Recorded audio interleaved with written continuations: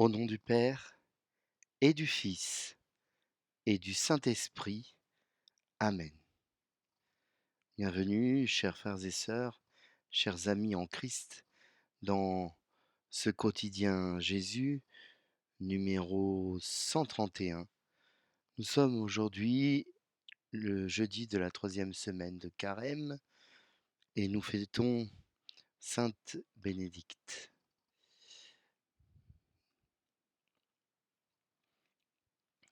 Aujourd'hui, chers frères et sœurs, nous prions le Seigneur pour notre pays qui s'enfonce dans la lutte sociale et le ressentiment.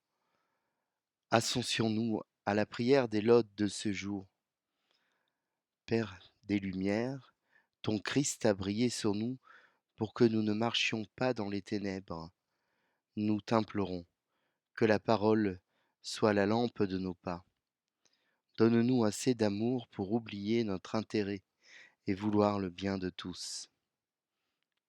Oui, espérons dans le Seigneur, il est bon, éternel est son amour. En lui rien n'est impossible.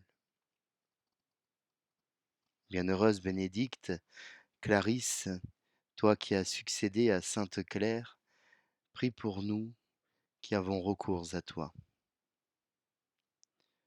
Seigneur, prends pitié. Ô Christ, prends pitié. Seigneur, prends pitié. Que le Seigneur Tout-Puissant nous fasse miséricorde, qu'il nous pardonne nos péchés et qu'il nous conduise jusqu'en sa vie éternelle. Amen. Bienvenue donc à toutes et tous, et particulièrement aux nouveaux priants. N'hésitez pas, après cette publication, et à laisser vos commentaires, vos intentions de prière, ainsi que, si vous le souhaitez, les intentions de prière euh, pour lesquelles je prie tous les jours, prière perpétuelle. Laissez-moi un prénom, une cause en message privé, et je l'incorporerai à ma prière.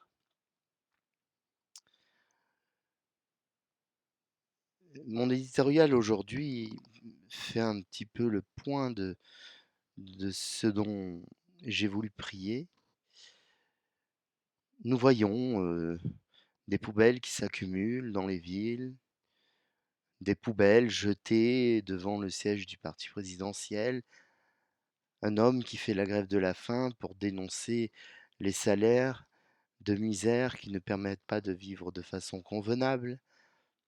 La crise de la réforme des retraites est en réalité une crise du travail. Les réformes sont nécessaires et monnaie courante, nous le savons. Et le travail, quant à lui, est à la base de notre appartenance à la société. Il nous donne une utilité, une fonction, et doit nous permettre de vivre.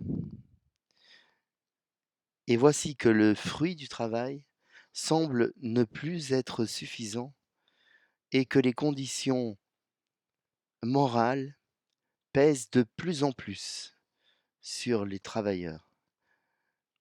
Alors oui, il va falloir beaucoup prier pour retrouver un semblant de normalité, c'est-à-dire un travail pour chacun, pour en vivre, en retirer son pain et le nécessaire vital. Que Dieu nous entende. La liturgie du jour nous donne à réfléchir sur le prophète Jérémie, euh, grand prophète de la Bible, qui nous parle des prophètes et du fait que ces derniers, envoyés par Dieu, envoyés par le Seigneur pour donner sa parole, ont été rejetés et n'ont pas été écoutés. Et que par cela, la vérité s'est perdue. Nous lisons dans l'évangile de Jésus-Christ selon saint Luc au chapitre 11. En ce temps-là, Jésus expulsait un démon qui rendait un homme muet. Lorsque le démon fut sorti, le muet se mit à parler, et les foules furent dans l'admiration. Mais certains d'entre eux dirent: C'est par Belzéboul, le chef des nations, qu'il expulse les démons. D'autres, pour le mettre à l'épreuve, cherchaient à obtenir de lui un signe venant du ciel. Jésus, connaissant leurs pensées, leur dit: Tout royaume divisé contre lui-même devient désert. Ces maisons s'écroulent les unes sur les autres. Si Satan lui aussi est divisé contre lui-même, comment son royaume tiendra-t-il? Vous dites en effet que c'est par Belzéboul que j'expulse les démons. Mais si c'est par Belzéboul que moi je les expulse, vos disciples, par qui les expulsent-ils? Dès lors, ils seront eux-mêmes vos juges. En revanche, si c'est par le doigt de Dieu que j'expulse les démons, c'est donc que le règne de Dieu est venu jusqu'à vous. Quand l'homme fort et bien armé garde son palais, tout ce qui lui appartient est en sécurité.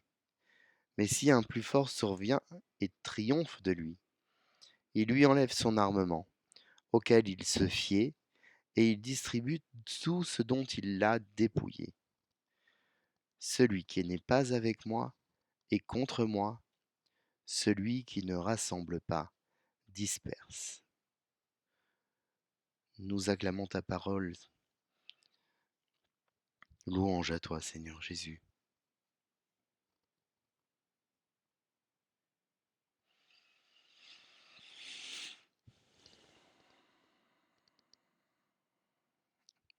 Celui qui n'est pas avec moi est contre moi. Cette affirmation, Seigneur, elle est dure, mais elle est claire, limpide.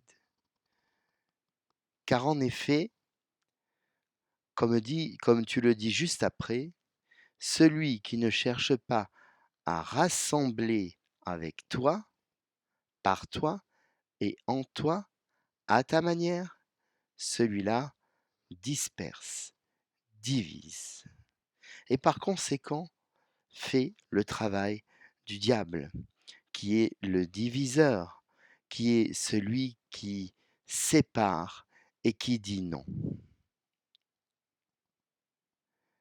Il y a, dans cet évangile de la part des foules, un parfum de suspicion. Il n'est pas normal, ni admissible, pour les bien-pensants, qui ne sont pas les pensants bien, que quelqu'un puisse avoir tant de pouvoir face aux démons.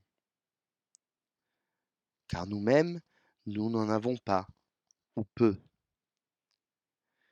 C'est qu'en fait, pour notre cas, nous sommes sous l'emprise de ses griffes et de son joug, et nous nous arrangeons avec les mauvaises choses, les faisant parfois passer pour de bonnes. Mais sur toi, Seigneur, Fils unique Jésus-Christ, le démon n'a aucune prise, aucune, absolument aucune. Satan ne peut rien contre toi, puisque Satan, l'ange déchu, est une créature face à son Créateur. Nous devons nous le redire sans cesse, nous qui parfois pouvons avoir peur de Satan. Satan ne peut rien contre nous si nous sommes dans la volonté du Christ, dans ta volonté, avec le Christ, avec toi, Seigneur Jésus. Même si il est le prince du paradoxe, Satan succombe s'il s'applique ce dernier. Car celui qui agit contre lui-même court à sa perte et à la disparition progressive de sa maison. C'est d'une limpidité très claire. Si un chef d'entreprise mène des actions contre ses intérêts, il va à la banqueroute. Et si nous faisons du mal à notre corps par l'alimentation, la boisson, la drogue, la luxure, ou à notre âme, encore pire, dans les péchés, nous nous projetons peu à peu dans les ténèbres. Cela n'est pas sérieux. Cet argument, celui des foules, ne veut rien dire et rejoint une croyance, je le dis souvent d'ailleurs, selon laquelle c'est par lui-même qu'on combat un mal. Combattre le mal par le mal. J'ai pratiqué la médecine en tant qu'infirmier. Pour soulager la douleur, il faut un antidouleur. Pour soigner une infection, il faut des antibiotiques. Pour combattre des thromboses, des phlébites, il faut des anticoagulants. Pour stabiliser le diabète, il faut des antidiabétiques. Je peux m'arrêter là, tant les exemples sont nombreux. On ne va pas aller donner à un diabétique du sucre pour le soigner de son excès en sucre. On ne va pas frapper sur une plaie quelqu'un qui a une plaie douloureuse. Aussi, il faut bien le dire aux gens, à ceux qui peuvent parfois lire et entendre certains nouveaux gourous des médecines qu'on dit douces, comme si la médecine conventionnelle était dure. Cela n'est pas vrai. Mais il faut bien dire aux gens de ne pas fuir les médecins. Pour se soigner, il faut aller voir un médecin sans attendre. J'ai vu trop d'exemples de personnes qui, ayant un début de cancer, ce que je vous dis est véridique, qui, ayant un début de cancer, ont fait confiance à des personnes leur disant que certaines plantes pouvaient faire le travail d'un cancérologue, revenir avec des cancers métastasés.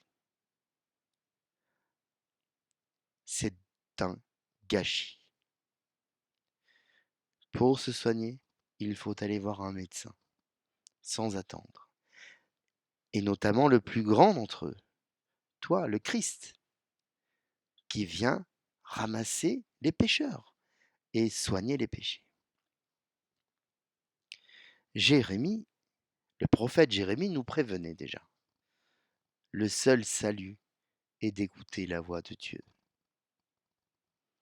La voix de Dieu s'est exprimée par les prophètes et ces derniers, disant des choses déplaisantes, aux comploteurs adeptes des petits arrangements, ont été rejetés, persécutés, tués. Le peuple, au lieu d'écouter le seul capable de les conduire, a préféré s'en détourner.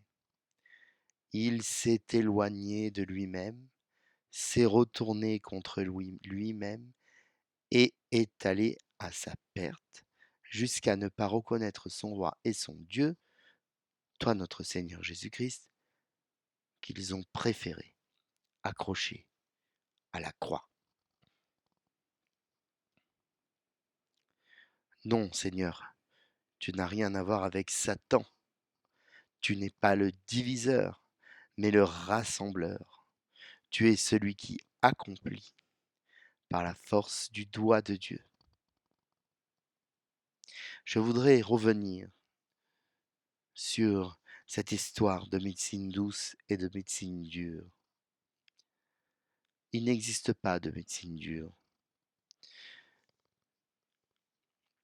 Et je ne veux pas non plus faire le procès de ce que je préfère appeler les médecines adjuvantes, c'est-à-dire les médecines qui sont là, les médecines traditionnelles qui sont là en plus de la médecine conventionnelle, qui elle seule est euh, le, euh, la référence. Oui. Évidemment que la naturopathie, etc., toutes ces choses ont certaines vertus, aident, comme l'acupuncture, comme euh, un certain nombre euh, de, de choses qui peuvent aider à combattre la douleur. Mais si, et c'est à cela que vous reconnaîtrez un bon praticien, si un bon praticien vous promet une guérison miraculeuse avec une plante que l'État n'a pas autorisée, sinon l'État l'aurait fait, méfiez-vous. Si en revanche, une personne de bonne volonté vous dit, allez voir votre médecin, faites-vous soigner, et moi je vais vous aider à ma manière, alors là, nous sommes effectivement face à quelque chose qui peut être utile et qui peut être intéressant. Mais j'ai vu beaucoup d'escrocs, et c'est un grand mal et une grande tristesse que de voir une personne qui a perdu 2 ans et qu'on ne peut plus soigner. Comprenez alors ma colère euh, quand je parle de cela. Non, Seigneur, tu n'as rien à voir avec Satan. Tu n'es pas le diviseur, mais le rassembleur. Tu es celui qui accomplit par la force du doigt de Dieu. Sois notre berger, Seigneur. Loin de celui qui guette soit croix, qu'il en soit ainsi.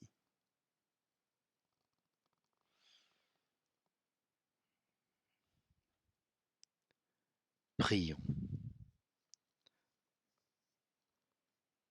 Notre Père qui es aux cieux, que ton nom soit sanctifié, que ton règne vienne, que ta volonté soit faite sur la terre comme au ciel. Donne-nous aujourd'hui notre pain de ce jour. Pardonne-nous nos offenses, comme nous pardonnons aussi à ceux qui nous ont offensés, et ne nous laisse pas entrer en tentation, mais délivre-nous du mal. Amen. Je vous salue Marie, pleine de grâce. Le Seigneur est avec vous. Vous êtes bénie entre toutes les femmes, et Jésus, le fruit de vos entrailles, est béni. Sainte Marie, Mère de Dieu, priez pour nous pauvres pécheurs, maintenant et à l'heure de notre mort. Amen. Gloire soit au Père, au Fils, au Saint-Esprit, comme il était au commencement, maintenant et toujours, et dans les siècles des siècles. Amen. Ô mon Jésus, pardonne-nous nos péchés, préserve-nous du feu de l'enfer, et conduis au ciel toutes les âmes, surtout celles qui ont le plus besoin de ta divine miséricorde. Je vous souhaite, chers amis, une bonne journée de jeudi en compagnie du Seigneur, le Seigneur qui est le vrai médecin et qui vous conduira vers les bons médecins. Et je vous dis à demain dans ma fidélité. Que le Seigneur Tout-Puissant nous comble de sa bénédiction et de sa paix, lui qui est Père, Fils et Saint-Esprit. Amen. Allons dans la paix du Christ et rendons grâce à Dieu.